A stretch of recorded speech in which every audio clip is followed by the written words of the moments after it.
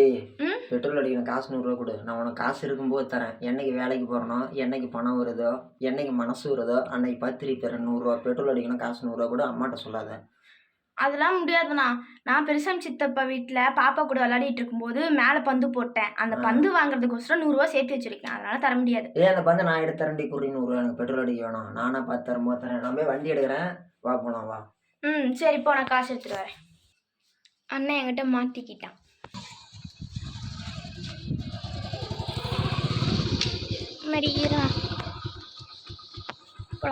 ஓடிட்டா இருக்கு, ஓடிட்டா இருக்குது.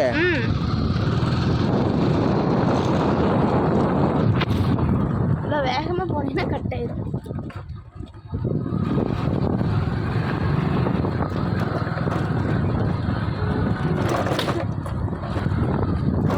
படக்குங்குது வண்டியில இருந்து. என்ன சவுண்டுன்னு தான் கண்டுபிடிக்க முடியல.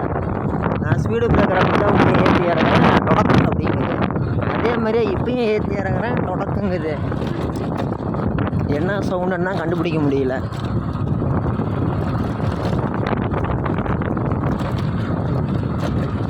சரி அண்ணா, நீ பந்து எடுத்தா 100 ரூபாலாம் தர முடியாது, 50 ரூபா தான் தருவேன். ஓகேவா? சரி, 50 ரூபாயாச்சும் கூட, அதுக்காச்சும் ஒத்துக்கிட்டே, அதுவே போதும். சரி.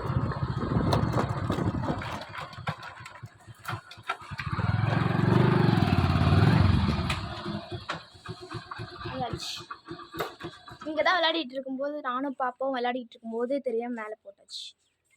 எந்த பக்கம் வந்துச்சு? மேலே தானா? ஏனி ஏறு, உனக்கு 50 ரூபா வேணா ஏறு. 100 ரூபாலாம் என்னால் தர முடியாது. இன்னொரு தடவை சொல்கிறேன், 50 ரூபா தான் தர முடியும்.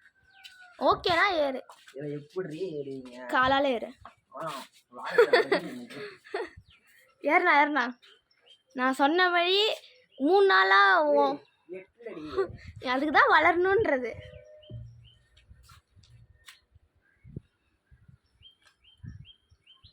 ஏறு.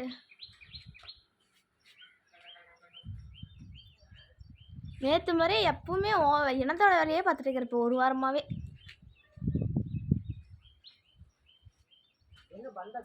நான் தொலைவி பாருன்னு அங்கே தானே இருக்கும். பார்த்து அங்கே தானே இருக்கும். தொலைவி பாருன்னு அங்கே தான் இருக்கும்.